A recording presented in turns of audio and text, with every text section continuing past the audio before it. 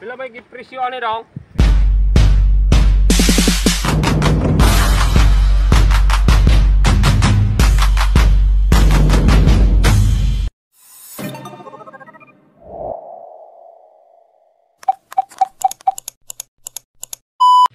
Hi, hello mga kabayonsil. Magandang araw sa inyo. Ngayon ay araw ng Biyernes, Pizza City ng Hunyo. Mag-vlog naman tayo, panibagong vlog, panibagong araw. Mga kabayonsil, dito tayo sa aming lugar. Mayroong pumunta sa amin na sabi niya mayroon siyang ibintang baka sa amin. Kapitbahay lang namin mga kabayonsil, mga ang layo galing sa amin, mga nasa 400 meters lang. So puntahan natin mga kabayonsil yung baka kasi sabi nila ibinta nila sa atin. So panoorin nyo hanggang dulo para makita ninyo kung paano ba natin paano ba tayo bumili ng baka ng ating kapitbahay. At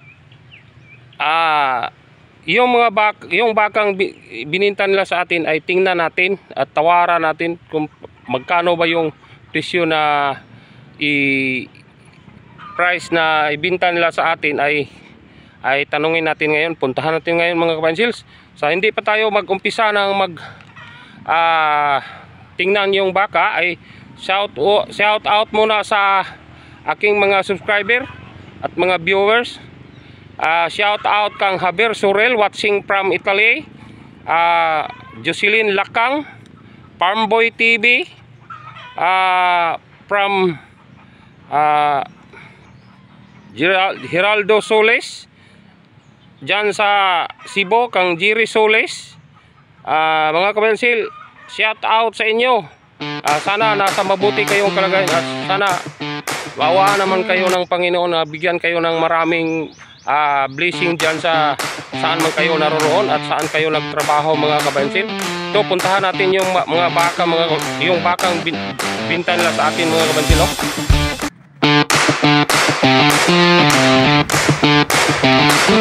Ito ang bahay ng kapitbahay.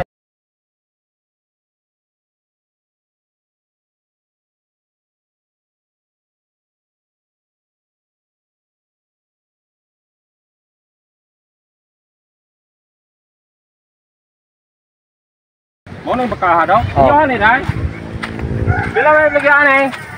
Ari-ari tarapit kay murag lain man ari. Kuna off man. Bila may gipresyo ani daw? 23. 23. Mga bansil 23,000 yung. Pero mahangyoan pa ni dong. Mahangyoan pa ni sa imong giingong 23 daw? Bilyar mo ginagawa. So dili pa ni tinuod ng 23 ani daw? Dili maubsas 20 daw? Dili mo.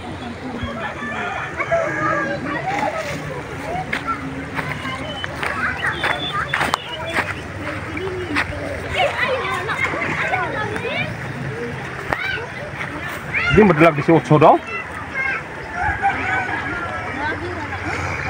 Pila may ari-ari god kay pila man day tapado ni mo ini day? Sinoy pinid dyan. Day, purot man ni day, oy.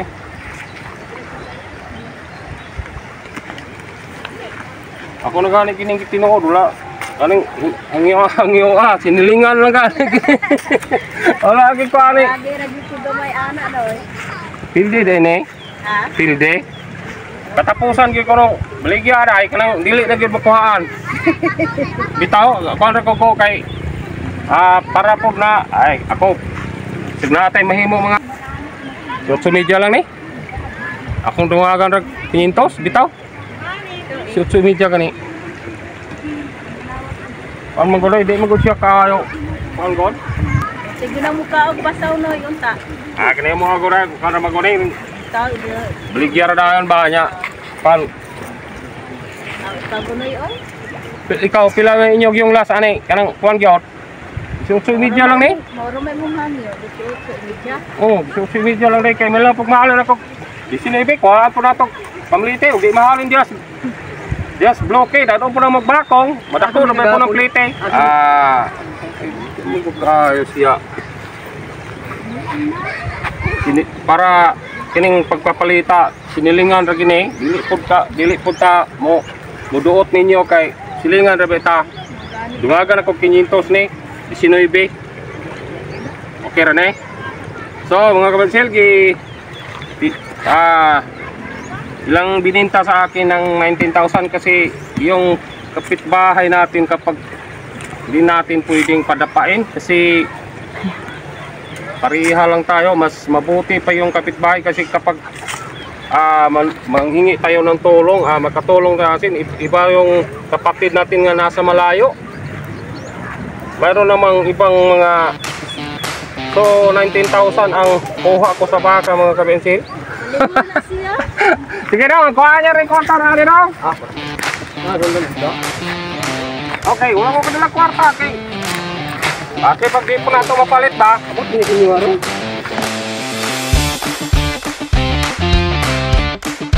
So, nabili natin yung baka 19,000 no?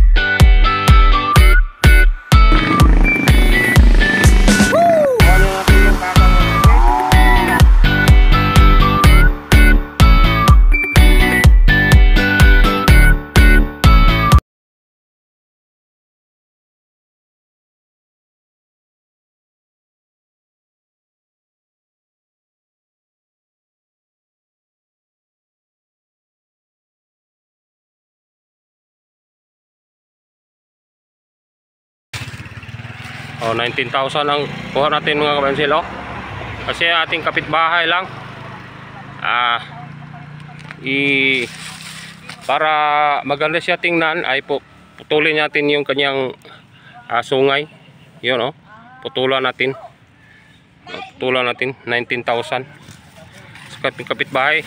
So ang presyo nila ay 23,000. Nag-umpisa ako ng tawad ng 18. So dinagdagan ko ng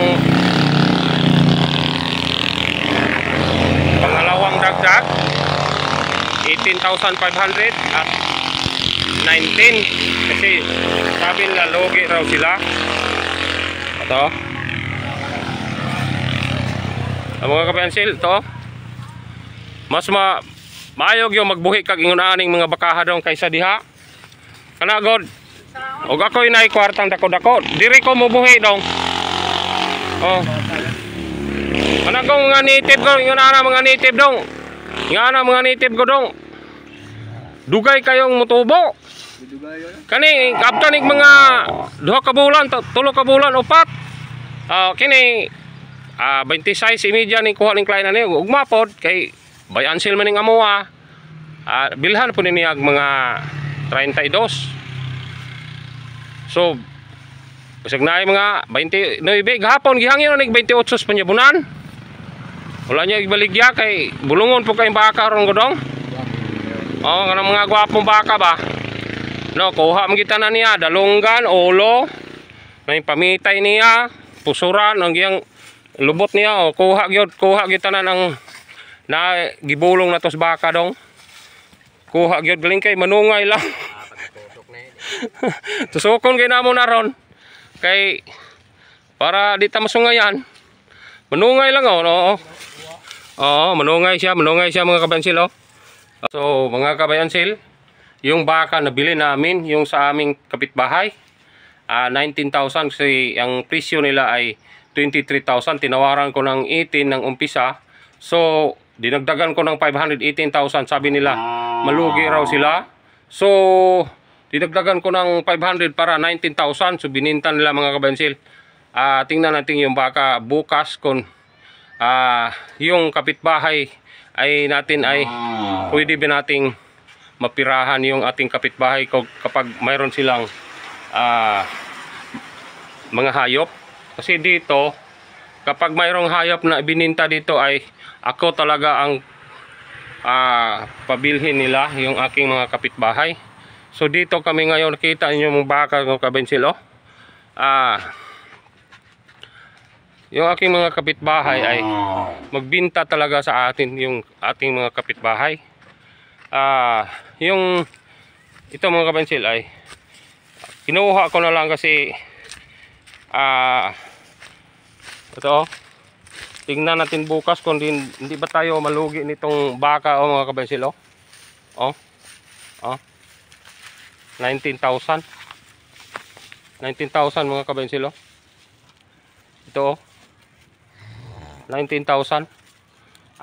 Kailangan putulin natin yung kanyang mataas na sungay kasi para maganda naman tingnan. Yung 19,000 mga kabensil, tingnan natin bukas kung ito ay atin bang kumita ba tayo nitong bakang itong binili natin sa ating kapitbahay ng 19,000. Mayroon pang baka ditong isa mga kabensil, oh. Tingnan ninyo, oh. Manungay lang siya mga kabensil, manungay siya, oh. 26,000. Tingnan natin to bukas kung magkano ba yung mabili ba ito bukas. Kuha ang lahat niyang mga sign, oh. Yung puwitan, yung kanyang ari, kanyang ulo, yung kanyang katawan, oh, yung kanyang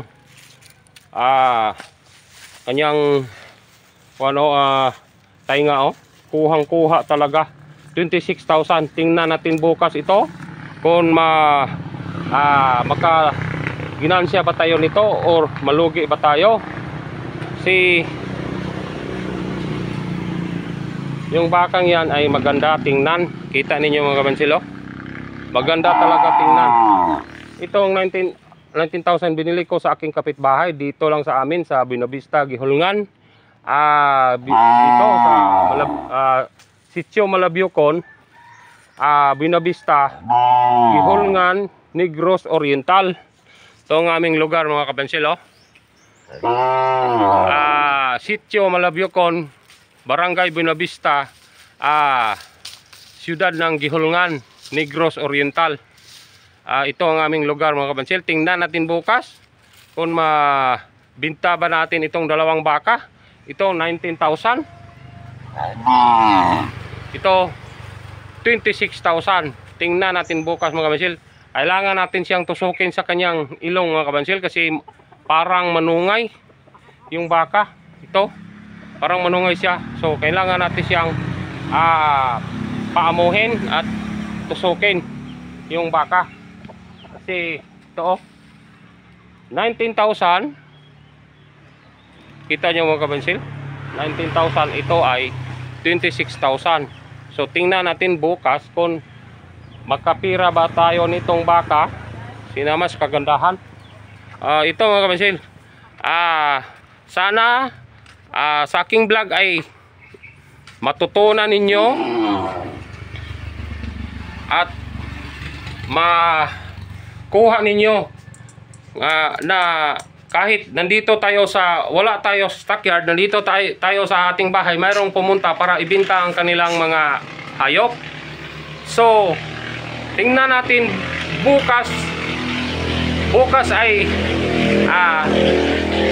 araw ng Sabado ay pitsa 8 ng Hunyo.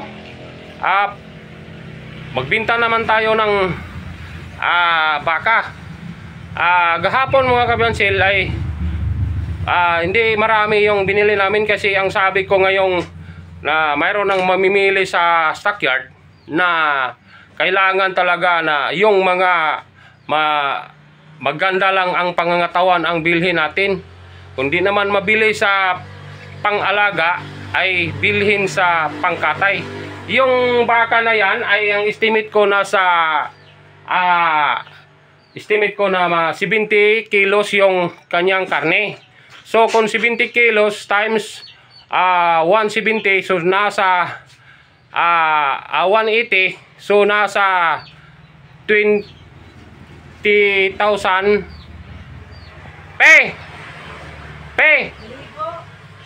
Ay, ikaw ko ng 70 kilos times 180, Pila diyan? 70. 70 kilos Times 80.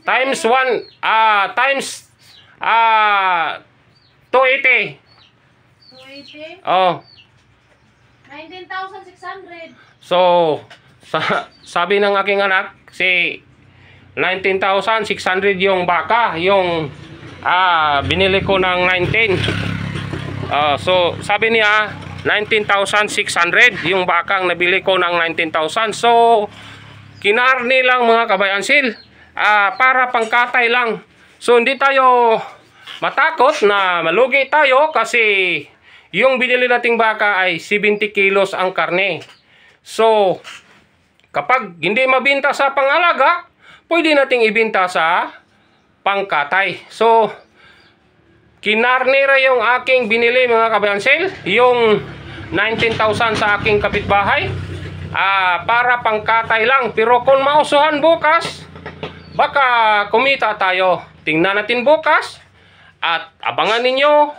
Kasi dito mayroon kaming mga 4 na pirasong baka dito. Yung iba ay nasa tinatali na mo, gipre-range namin doon sa may mga uma.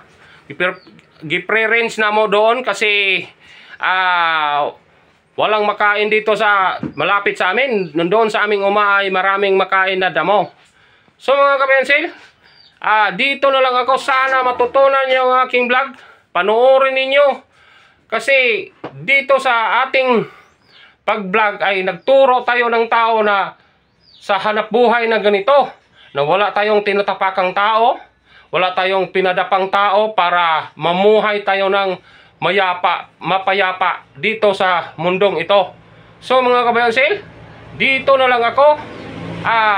Sa di pa tayo magtatapos ay shout out sa aking mga subscriber, kang Jerry Solis dyan sa Cebu, at ni Sir Danny Podadira, at si Kabiyahe Roger, Souls Gandang Buhay, at sa kay Pandamak, at sa Jocelyn Lakang. Shout out sa inyo. Sana nasa mabuti kayong kalagayan, at awaan kayo ng Panginoon para sa ating hanap buhay na ganito, na nasa matuwid tayo na hanap buhay, ay sinisiguro ko sa inyo na maawaan talaga tayo ng Panginoon. So sana mayroon pang maraming blessing sa inyo dyan sa inyong mga trabaho dyan sa saan man kayo naroroon. So nandito lang ako, Driver Boy Ansel, sign out.